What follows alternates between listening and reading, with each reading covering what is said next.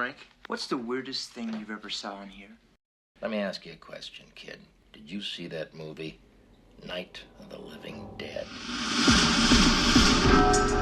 Hey, we gonna party tonight or what? Yeah, we are gonna party. Well, where are we gonna party? I don't know, somewhere.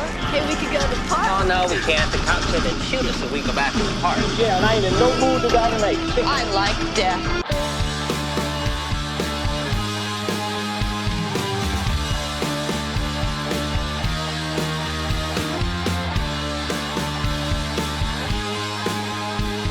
Greetings, ghouls, and welcome to minute 34 of Do You Want to Party? A Movies by Minute podcast for the 1985 horror classic, The Return of the Living Dead.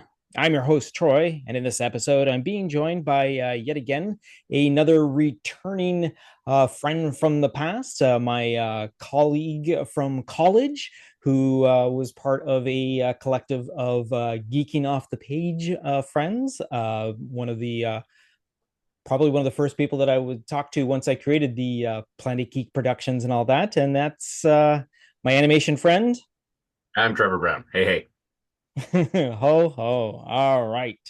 Nice to have you back on here, Mr. Brown. It's been a little while. Yeah. And let's just jump right into this, shall we? Okay. Both feet. So, yep. Minute 34 starts when's 10 o'clock going to come, and ends with Tina wandering through the cemetery alone. So we start with the continuation of the previous scene with Chuck and Casey, John Philman and Jewel Shepard, sitting down on the steps of a small mausoleum. Chuck looks dejected after Casey's last put down. She fans herself with a square of cardboard as she rolls her eyes and turns away from looking at Chuck, who he himself looks down at the ground, both looking to be quite warm as they both look shiny. He is sweating like crazy. He is very, yes. It is a notable thing that, yes, the gentlemen in this scene are definitely on the very sweaty side. That's for sure. Casey calls to an entity as she requests the passage of time. Oh God, when's 10 o'clock gonna come? Noting her frustration, a very sweaty Chucky offers a very sweaty Chuck offers a solution to the situation. Hey, if you want to split, we could both go somewhere. Throughout this sequence, Love Under Will by Jet Blackberries plays over Chuck's Ghetto Blaster. Casey chuckles at Chuck's suggestion with a sly smile. She turns her head back to face Chuck again. Teasingly, she asks him about his intentions. You'd really like to do it with me, wouldn't you? Thinking he finally has his opening, a goofy smile grows as he now proudly states how their different sexes work well together. Hey, I mean, a girl like you and a guy like me. At this time, Casey is so gleeful, going along with it until she shuts him down again. With the phrase. With the phrase, yes. Insert audio clip here. Go choke a chicken. We now get a pullback shot of the duel. We examine Chuck's white shoes and argyle socks, Casey's ankle boots as she has her one hand in her lap, clearly pushing down her short dress, as to keep the camera from looking up it. Once again, rejected, Chuck tries to backpedal his earlier quote by mentioning that he was just joking. Oh, come on, Casey. I was only kidding, sure. Her attitude from before returning, crossing the frame in front of them, Suicide walks by. When Casey rudely points out his presence, Oh, great, here's your friend and mine. he stops and turns to face them, both now looking up at the very tall punk. He then directly insults Casey before turning to continue his stroll. Hey, fuck you, ball buster! I will interject here. It seems like when they filmed the scene, he didn't say anything because the audio of his dialogue really doesn't fit the scene at all. It just feels like it's so plastered on, like as an afterthought. Well, we'll have a little bit more of that a little later on in the episode. Cut to somewhere else in the graveyard. Tina, in her glorious 80s fashion, frantically taps on her wristwatch. Behind her, at a distance, Spider is tossing one of two sticks that he's holding. Once she's convinced her watch is no longer working, she turns to Spider for information. Hey, my watch stopped. What time is it? As the focus switches from Beverly Rudolph, who's playing Tina, to Miguel Nunez, playing Spider, we see the written detail on a very large, prominent tombstone next to him, reading Leanne Crabtree, 1879 to 1952, sweetness itself. While there's no found search for a Leanna Crabtree, the movie does have a Michael Crabtree that plays Riot Cop number 2. But more on that later in the episode. Seems to be a running theme for this particular episode. Yeah, it seems to be. After hearing Tina's question, Spider reflectively looks down and actually twists his wrist to look at the wristwatch that isn't there. Very quickly, he looks back at Tina and takes the few steps between them. We can also see Spider's chest and face, like previously mentioned, are quite sweaty, matching Chunk from the previous shot. As he approaches Tina, Spider reaches into his front pocket and pulls out a pocket watch. With it in his right hand, he raises it up to look at it, and after a slight pause, he taps it twice with the stick he's still holding. He gives Tina his approximation of the time. Going on 10. Tina's use of foul language starts off her decision to meet up with Freddy as his shift is about to end. Oh, fudge! I better get over and find Freddy. He's gonna be getting off any time now. Spider supports her decision to leave, and that they will stay put. All right, go ahead. We'll wait for you. She requests that exact same thing. All right, don't go anywhere, okay? All right. About not going anywhere, and she starts to leave. From the dynamic, it seems Tina seems to be more comfortable around this particular punk than the others, and it seems from his demeanor, Spider is definitely the more concerned than his fellow punks. Tina then makes her way by herself through the graveyard. Her hands clasped together and held at waist height, her head turning side to side, a slight concerned look on her face. As she wanders further from the pack, you can hear the voices of the others and their laughs as Tina leaves them behind. And as she moves across the open area near the entrance with a lamppost and a Civil War cannon, we end this minute. All right, so that's kind of a nice little thing. We get some more examination of the costuming, because we now have this is one of the first full shots that we get to see of all of Chuck and Casey's outfits, and they are literally pulled directly from the day they were filmed. That is what fashion looked like the day of this movie being filmed, which is, it goes to show they've done a fantastic job with this movie. Not only do the sets and everything around them look good, the costuming looks good as well. The fact that because this movie takes place within a short period of time, our characters never change costume. We're stuck in these outfits for the duration of the events of the film and all that, and it's just from a perception of time between now and then, you're watching a capsulized version of what the 80s fashion looked like, from Bert's outfit, Frank's outfits, Freddy's outfits, the punks and the preppies costumes. They're all so beautifully. Also, each costume really speaks volumes about the character without having to say a word. You can see the costume and you already start forming somewhat stereotypes in your head. At the same time, they break those stereotypes with the characters themselves, which happens throughout the film. But when you first see them, you're like, oh, that's okay. This person is A, this person is B. And then when they speak, you realize, okay, maybe it's not so cut and dried. Right. Yeah. And then develops the character more. But the costuming is spot on. Exactly.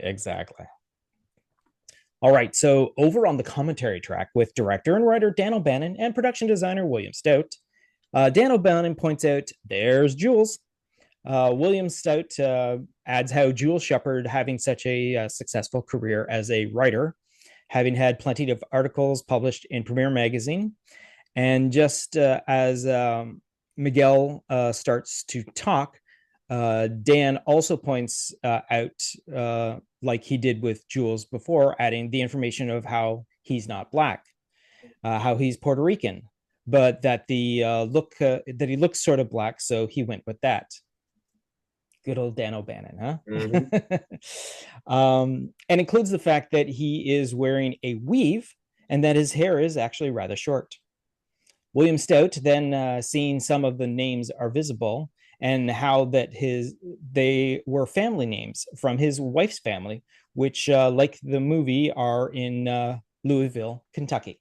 So there's the answer to one of the names, how it actually is obviously a relative there. And that's all we got for the commentary track for that particular minute. And now, as we go to the according to the script. So again, this is a story and screenplay by Dan O'Bannon, a revision from October 1983, based on a story and screenplay by John Russo, Rudy Rickey, and Russell Steiner. Just to point out, at the time we are currently recording, this is the 5th of February, and 3 days ago, so on the 2nd of February, it actually was John Russo's birthday.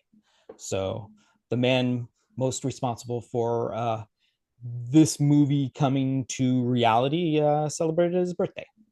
Unfortunately, I don't have the information of how old the gentleman is, but we'll just go from there. Happy so, yes, we pick up according to the script, like from the previous minute I pointed out, the this current Chuck and Jules, I'm sorry, Chuck and Casey scene does not exist in the actual script. The script goes from the previous shot in the mortuary and all that sort of thing, then cuts to the exterior cemetery night where they have Dee Dee and is making love with suicide. Again, Dee Dee turns out to be trash later on once the names change and all that. Yeah. Scuzz and Meat turns out to be Spider, are standing by swigging beers. And then Scuzz goes, me next. Tina, hey, what time is it? Chuck looks at his watch. Going on 8 o'clock. Tina, oh shit. I better get over and find Freddie. He's supposed to be getting off any time now. Chuck, well, you go ahead. We'll wait here. Tina, don't go anywhere. Tina picks her way through the cemetery, moving past the monuments and crypts. And that's where we're going to end that there. So as we can see, obviously, from information that we now currently have about the novelization of the movie, we now know that Chuck and Casey are Tina's friends. And Freddie, being a former punk who's reformed himself, the others are Freddie's friends, and that Freddie is basically the linchpin between these two groups of people hanging out, which explains why such the huge dynamic change difference in the group, and how the script actually has her talking with her friends and all that. So yeah, and that's all that we have for that particular minute. So here we come to the interesting part and all that. To answer even more questions is the work print comparison, which is the culmination of everything that they shot brought back together for one giant master version of the film, which would they dwindle down to get to our final film. So this particular minute, which is minute 33 to 34 in the movie, it actually goes from minute 38:24 to minute 39:24. So like so many previous minutes, this is a one-to-one segment. Of course, there's no music playing. In fact, you can actually hear crickets chirping. In the final version, where suicide insults Casey, it definitely sounds like an overdub, because the work print reveals the "fuck you, ballbuster" is originally "hey, fuck you, chocolate face." Also, later, Tina wonders by herself, there is no words or laughter coming from the others. Yeah, the cat calling. So, yeah, exactly. Yeah. So, like you had previously mentioned, it seemed like he doesn't say anything. Well, he does actually say something, just badly overdubbed it with another line. I The think they just reason, went too high on the audio, too high in the volume, and that's why it seems so out of place. yes, exactly. He's actually referring to a previous moment where Casey is actually she's when she witnesses Freddie walking over to the mortuary with Frank and Bert in the distance and all that. She is actually eating a chocolate bar, and that's the reference that Suicide has there. And I'm pretty sure Ballbuster definitely has a bigger impact than Chocolate Face. But unfortunately, what they did not capture the other one at the time, and like you said, yes, not a very successful overdub. It was probably a case of when they were cutting together, like, this line doesn't work. Yeah, obviously. Oh no, obviously, because we have the original raw audio in this work print, which is also another fascinating thing to hear. Like a line that off by heart as a "fuck you, Ballbuster" is just turned out to be Chocolate Face. What? Okay. Ooh, the insults. So that ends the information that we have for this particular minute. You got anything you want to say about like what are your impressions? Like, I mean, I know you're a longtime fan of the movie and all that sort of thing. So what do you think of the movie up to this point? Well, it's in this particular minute, it's really telling that, Tina's, she's found the times she doesn't say, "Oh fuck," which is what you'd expect her to say. She says "fudge." You're kind of taken aback, like, fudge, what is she, 11? Like, it's at the strongest her language becomes, and the fact that when she's walking through the cemetery, they're mocking her by saying, "Oh, fudge," which is, to me, kind of, helps that dynamic. It helps cement her character as being that, she's a little sweeter. She, doesn't really want to say shit, even if her mouth is full of it. So she tries to, like, keep that barrier between not quite swearing, but still, close enough, like, "Oh, fudge." So it's these little moments that, to me, like, when I was a kid watching this movie, I couldn't wait for the zombies to happen. It was like, "Come on, zombies, let's go." But as I got older and watched the movie more, it was more the character development stuff that caught my attention. And just a little moment like that helps you give more information about her character. Yes, exactly. Yeah. Just little things like that. And like, the whole bit of, like, taking out the pocket watch and tapping it twice with a stick. I'm sure it was complete improvisation. But it tells you more about the character.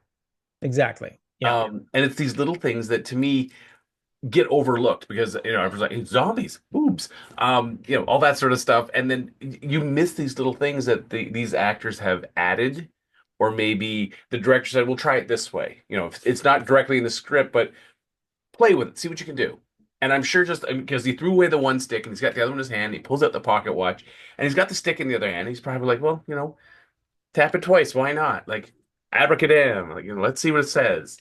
And then the fact that he gives a vague answer, and 10-ish, doesn't it, you have a watch in your hand. Do you not know where the numbers go? So, yeah. One of my favorite things also about that is pointing out the fact that Miguel Nunez actually does go to look at a wristwatch that's not there. He goes to look at his wrist and then realizes, "Oh, that's right, this character isn't wearing a wristwatch." But it's like a gut reaction response, like to look and then realize, "Oh, right, I'm not wearing a wristwatch," and then, like, just beeline, like, just eyes straight at Tina as he walks forward and all that sort of thing. But it's you just ask anyone. I mean, I'd say back a generation, what times is the first inclination would be look at your wrist. We'll look at your wrist. Yeah. Most people, like, the newest generation, I guess you say, what time is it? They're going to pull up their phone. That's their So it's those little things, like when he pulls up his wrist and realizes, "Oh yeah, I don't have a watch," and then "Oh, okay, it's the pocket watch," and then tap tap. That little bit of improvisation eats a little tiny little bit of time, but tells you a little bit more about the character. Exactly. Yeah. And again, the interaction between Casey and Chuck are also like a character defining moment for the two of them. I mean, Exactly.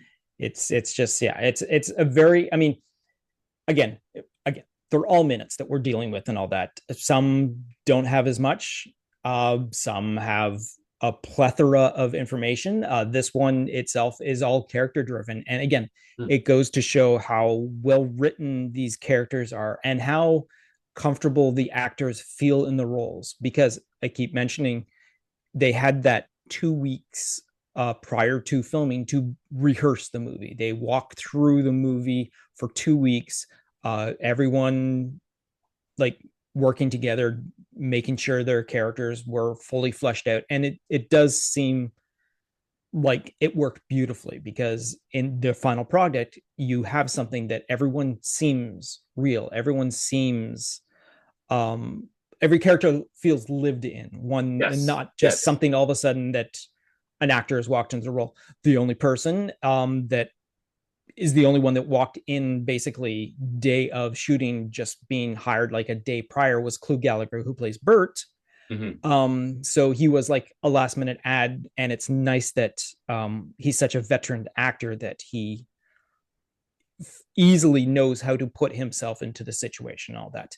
And of course, there's been stories of strife between him and director Dan Gallagher over the situation, because there wasn't that 2 weeks to work through the whole entire thing, so he just worked with what he had. But again, you can't argue with the final result being as almost seamless as it actually is. Yeah, and So it's funny is when you look at this movie in terms of like, its budget, not a large budget, not nope, a tremendously large budget, $4 but million. 4 million. But when you compare it to like these movies that are like 250, 300 million, 350 and so on and so forth, and you don't have that level of just the small interplays that help build a character. It just they could be wooden mannequins with a speaker taped where the mouth would be, and they just someone off screen just blathering the lines. These people feel real. Mm-hmm. They feel like people you would know, people you work with. But you get these larger like modern day movies where they lack that. These people just seem like cardboard cutouts that make noise. And so I, that's one reason why I appreciate this film. oh yeah, for sure. Not to mention that even though at the time this kind of movie didn't warrant this great of a performance. The like, I mean, this was a turning point in horror. This is when we started to get into the era of direct to video sort of thing. This is where we got a lot of schlock.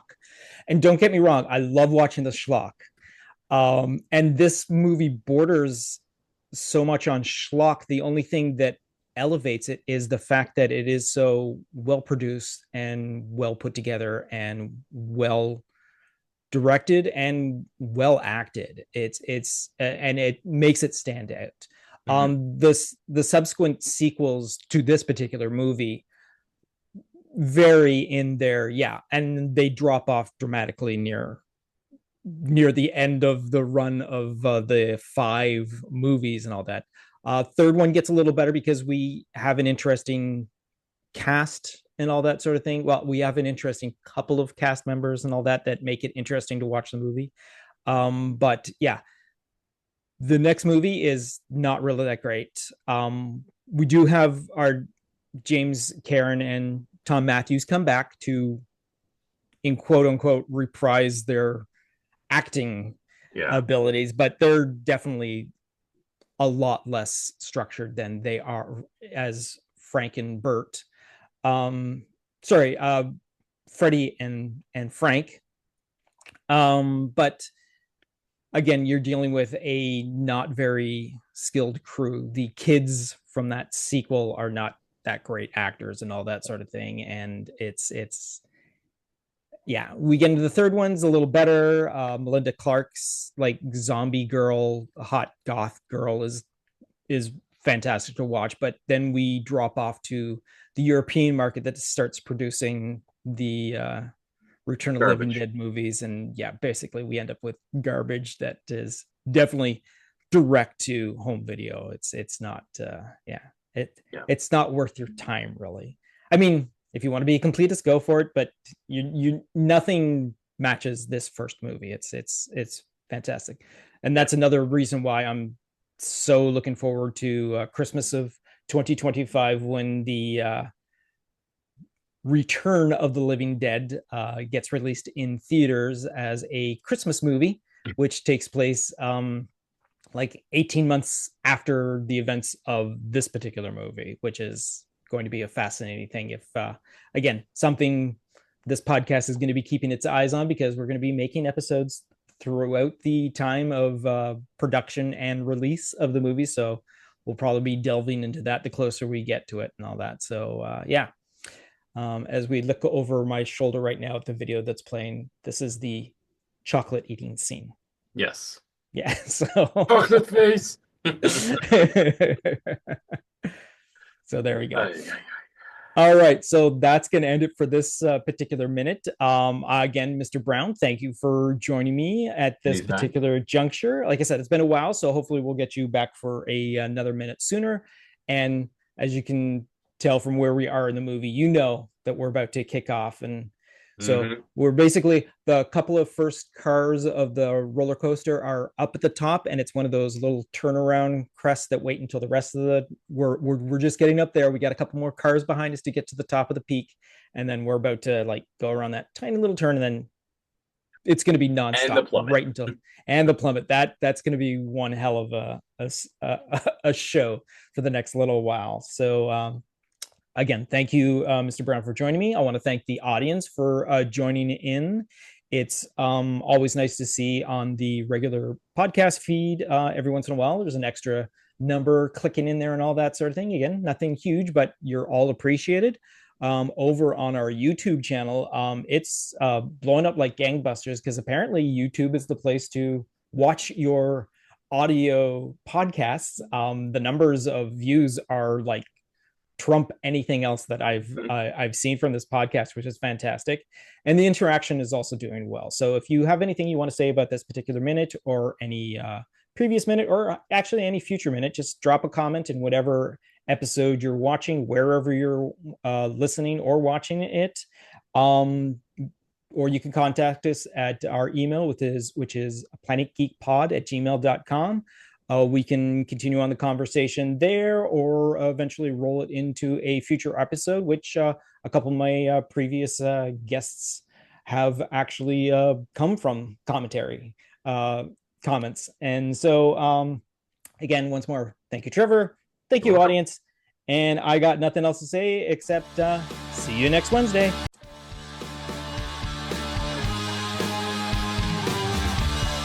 You've just been listening to a Planet Geek production of Do You Want to Party?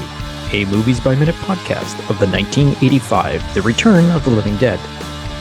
Please be sure to subscribe, download, comment, share, rate, and review. Be sure to follow us on our social media platforms: Facebook, YouTube, TikTok, Tumblr, or Letterboxd. Search for Planet Geek Productions. X, former Twitter, Instagram, and Blue Sky, search for Planet Geek Pod. Or send us an email to planetgeekpod@gmail.com. Our closing music is provided by Night Chill. See the show notes for more details. Once again, thanks for tuning in, and farewell, fiends.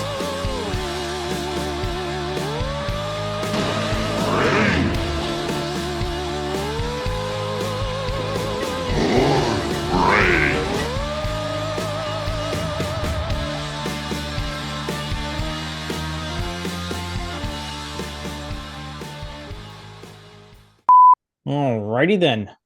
How are you doing, by the way? It's been a week. It has.